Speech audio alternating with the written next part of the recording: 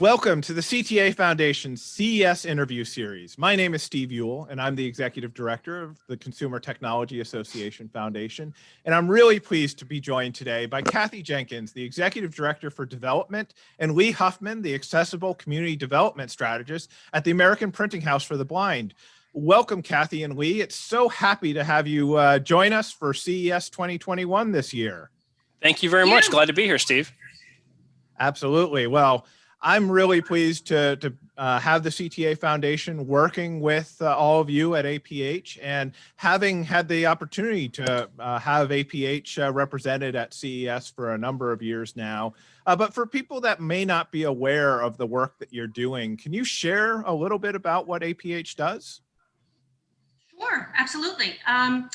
APH has been serving people who are blind or visually impaired for more than 160 years. We're located in Louisville, Kentucky, but our reach is national, and in recent years, even international. We're known as the accessible design leader, serving people who are blind or visually impaired. And we've been researching, developing, and producing innovative learning tools and independent living solutions since our founding, and we've come a long way since those early years.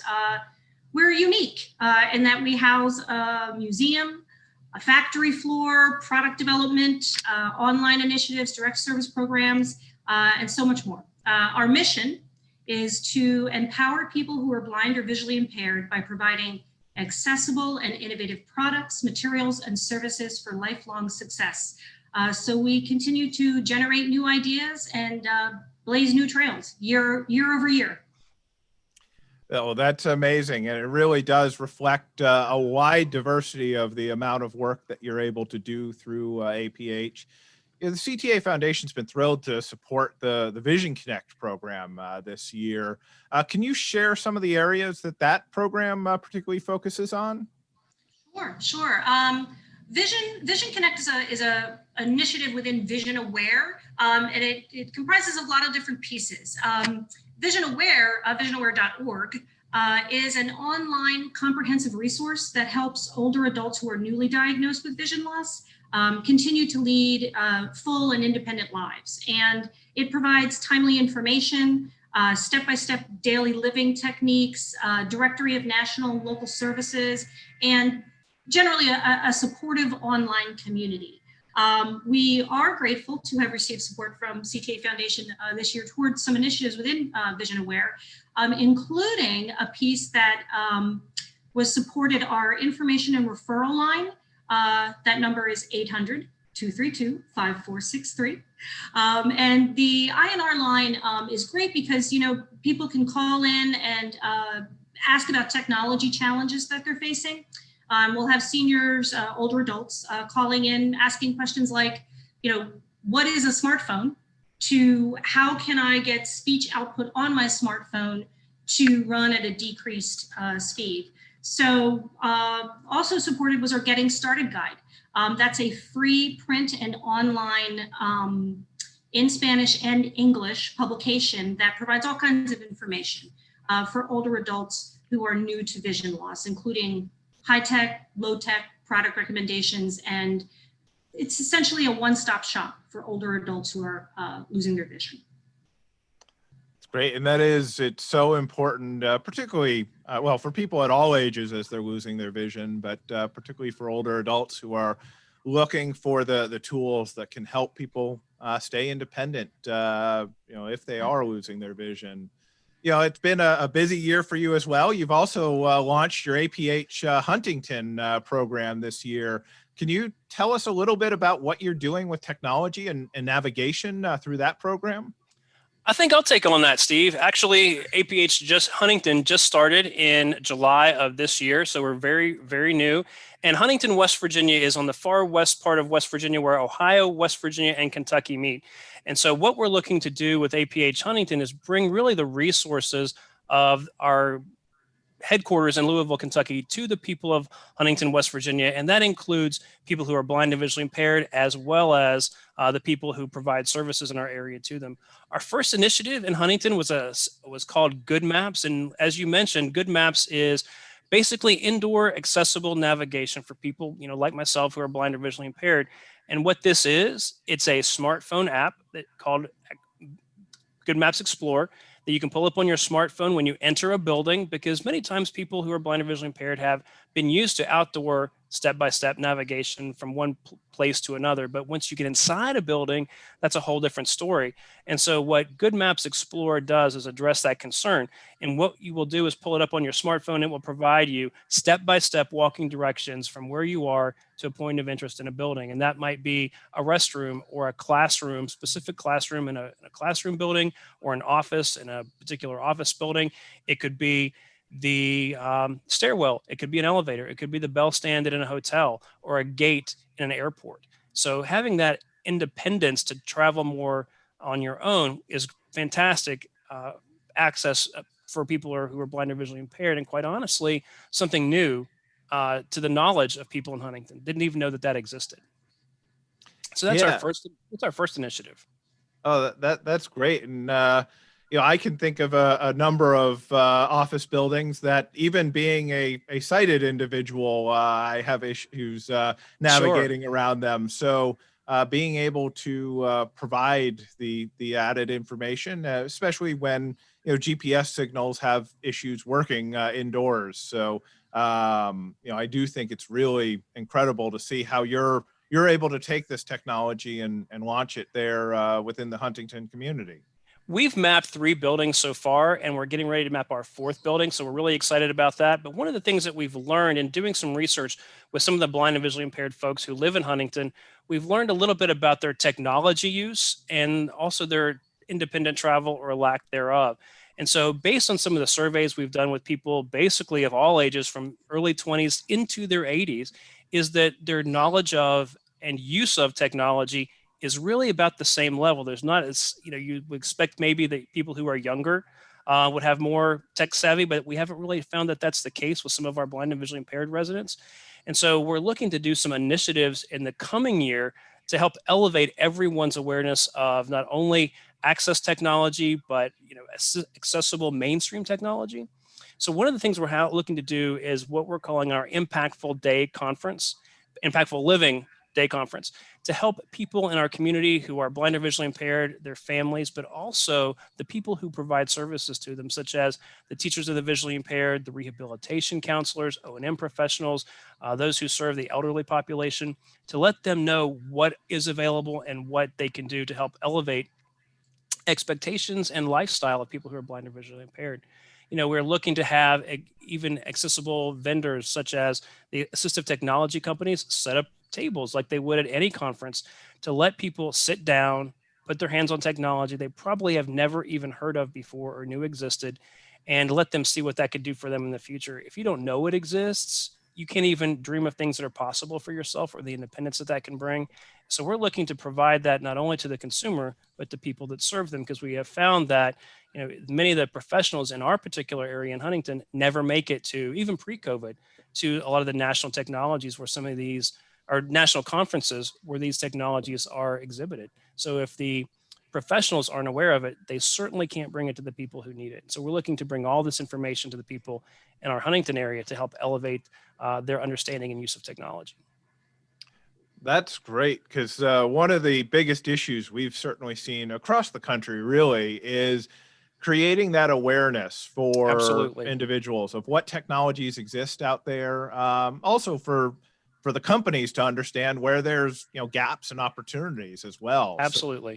So, I think it's so important that you're bringing all that together and connecting people with the types of technologies that are there. You mentioned, having a chance to have, other assistive technology companies exhibit and show off their products, but right. APH is actually kind of a little bit different for a nonprofit organization, because not only are you delivering all these services, but you're also building products and delivering products. Can you talk about some of the products that APH designs? Sure, absolutely. Yeah, we sure are doing that. There's a lot. If I had to focus on just a few, I think if I were to pick 3, I would start with certainly our Mantis Q40. which is a Bluetooth keyboard and a 40-cell refreshable braille display.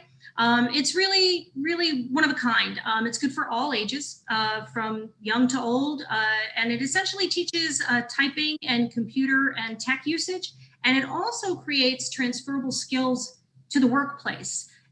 Just having braille and a full keyboard in one product makes for a really efficient experience. So the Mantis Q40 is pretty special.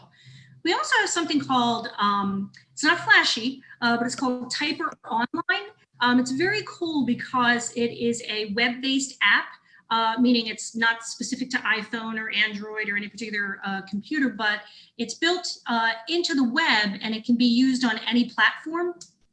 It also works with our Mantis Q40. Essentially, it's a way to sharpen typing skills with drills and practice lessons and a keyboard explorer. So it's really just essential. I'm just going to interject. That's super important. And Cathy, you said it wasn't flashy, but it's super important because what happens sometimes is people sometimes graduate to a large print keyboard. And while that can be good for some people, what it does, if you get used to that and you're not used to a regular standard keyboard and you're not a touch typist, you can't go from computer to computer. So you might just be good at home, but then you couldn't go to work and use someone else's computer or a different computer. You're kind of stuck with that one. So having good touch typing skills is really essential. It's a game changer. Very true. Very true. I think the last one, and it would be crazy not to mention it, would be Code Jumper.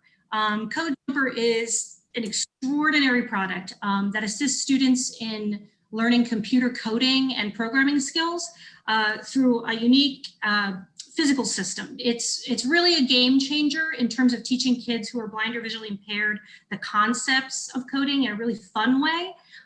In fact, Code Jumper was awarded the CES2020 Best of Innovation Award in the accessibility category. So we're really proud of that. There's so much more. I mean, I wouldn't even, those are my three picks, I think, but there's quite, you know, if you go to aph.org, you'll see many more.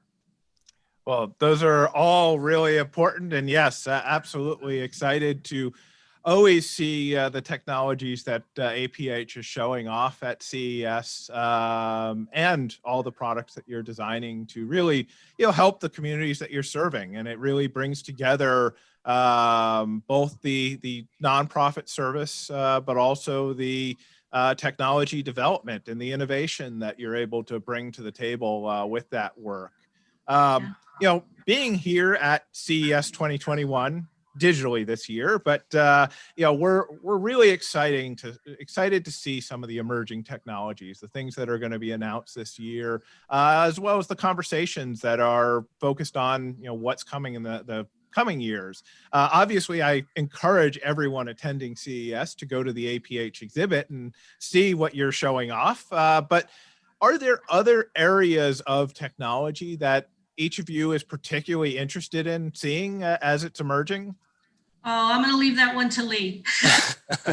Every year when I go to CES, pre-COVID, and it will be the same virtually, because I'm always excited to see what the smart home has to offer, because for people who are blind or visually impaired, being able to maintain independence in your own home is critically important. And also the appliances and home products are making sure that some of those things are accessible. To see what's coming out along those lines are always very important to me. And also, I would say for most people, the autonomous vehicle, we're always, in our space of blindness and visual impairment, looking to see what the potential of that can hold for all people who have disabilities. So we're excited to see those, for myself, those three things: the autonomous vehicle, smart home, and home products. I think great. I think all three of those are areas that we're going to hear a lot of conversations about this year at CES. And I'm likewise excited to see where they can all lead to independence for, certainly for people who are blind or low vision, but also, quite frankly, those are important areas for the general population of people of all ages and abilities. So absolutely. So I think there's some exciting conversations that can be had around there. And that's also why we are so thrilled to have leaders from the disability community attending CES. And Lee, you've been taking part in this program for a number of years now, because it brings a diverse viewpoint to the table of what's working, what's not working, and how can we make sure that the products are going to be the best they can be for the people who need them. So I do thank both of you and APH as a whole for participating in those programs. Well, hey, we're glad for the opportunity. So thank you to CES and to your foundation. Oh, Thank you so absolutely. much, Steve. Well, if people want to learn more about APH, where should they go to get more information? Well, if you need to call our information and referral line, any kind of questions about technology or anything that APH can do to help, that number again is 800-232-5463. But also go to aph.org. There's a lot there. You may never come back. There's so much to learn. So aph.org, go there and enjoy. Great. Well, thank you both, Cathy and Lee, for participating here and for having this great conversation. I always enjoy talking with each of you. And, I'm really excited to see the work that APH is doing and ways that we can continue to support and help that work continue to grow and just reach more people in need. So thank you so much for all the work that you're doing. Thank you. Thank you Steve. very much, Steve. Well, if people in the audience are interested in learning more about the CTA Foundation, you can go to ctafoundation.tech. And otherwise, I wish you a wonderful CES 2021. Thank you.